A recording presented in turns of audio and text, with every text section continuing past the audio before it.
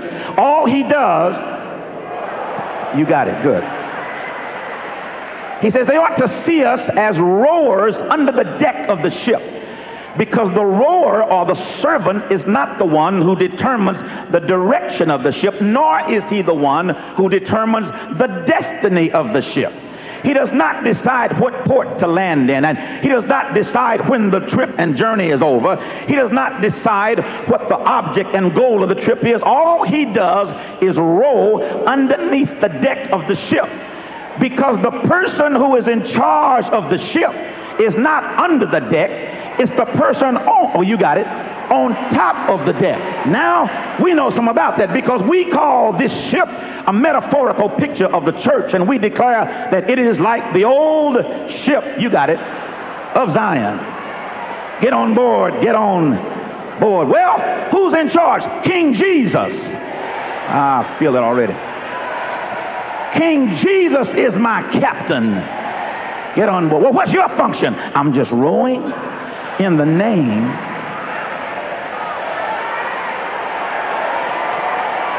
Y'all ain't got it.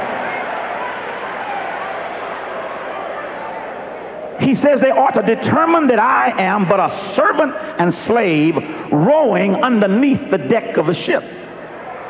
Now, it's interesting that he says, I am a servant or slave who rows the ship, because you must always be mindful of your position as a rower. For if you are rowing in a ship, you do not face where you're going. Y'all ain't got it.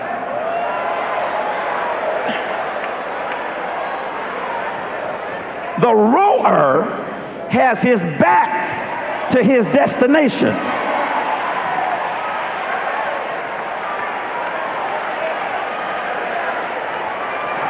Which means he has to trust somebody to tell him where he's going and how close he is to the finish line. God, I wish I had somebody help me bless him in here today.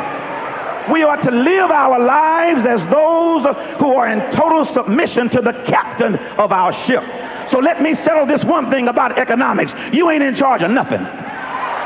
You are living in submission to the direction and guidance of the captain of your ship, who tells you where to go, who tells you when to go, who tells you when to stop, who tells you when to slow down, who tells you when to turn, because he is the captain of this ship, and he will take us to our desired journey as we cross the Jordan into the Canaan of the promises of God. Come on, sit down. We going in a minute. He says, first of all, let them determine that we are ministers.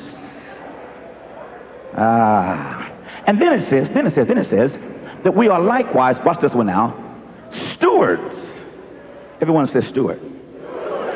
A steward is likewise a synonym for slave or servant, but one with a peculiar and distinct area of responsibility.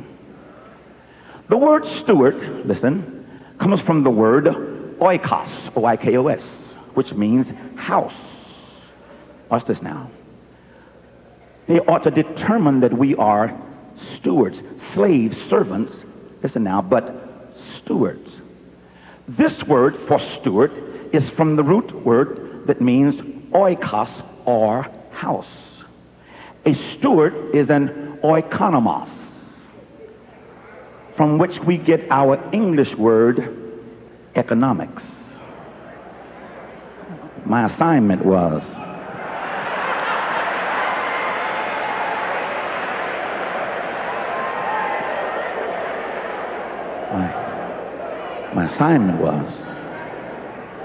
talk about the economics of ministry.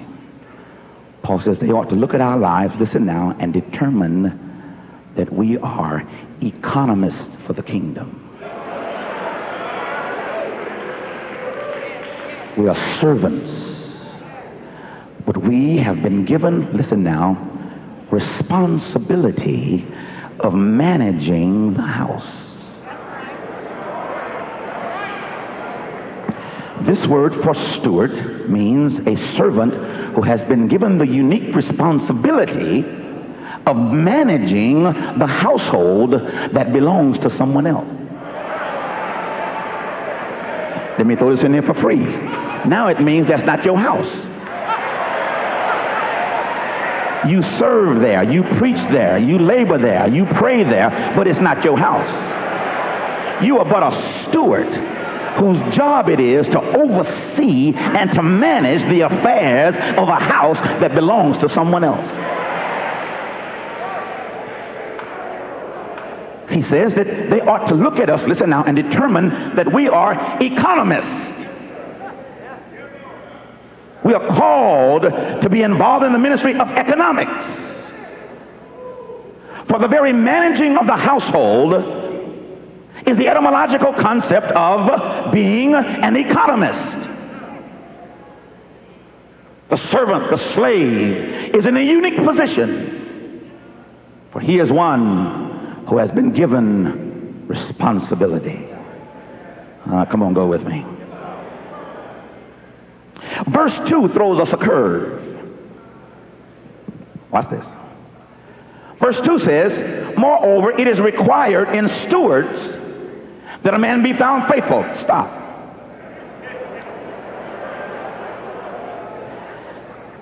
There is a problem in this text.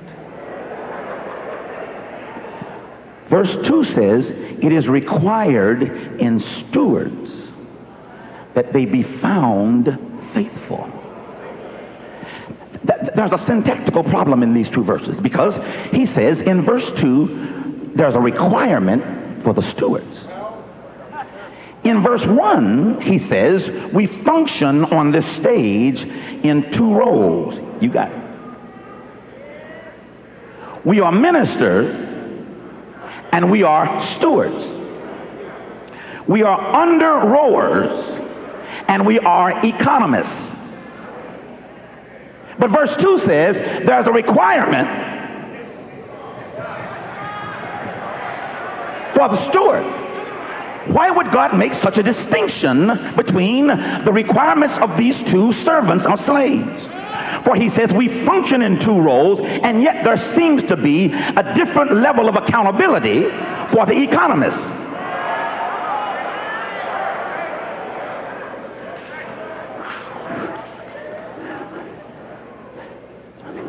The economist was the one who labored in the house of the master.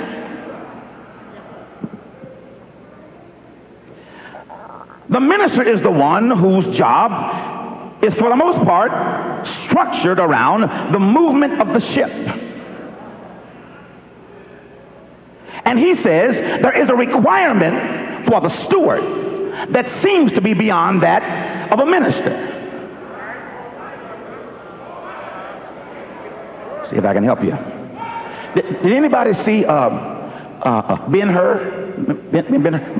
Remember Charlton Heston? Remember when he's down in the belly of that ship rowing? Remember that? Rowing?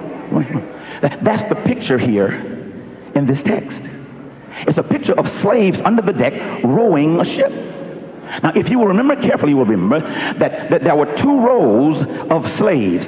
Slaves on this side, slaves on that side. And in front of them, there was an overseer, a slave master. And this man had a big drum. And he was the one who gave them the tempo. He was the one who told them to go faster.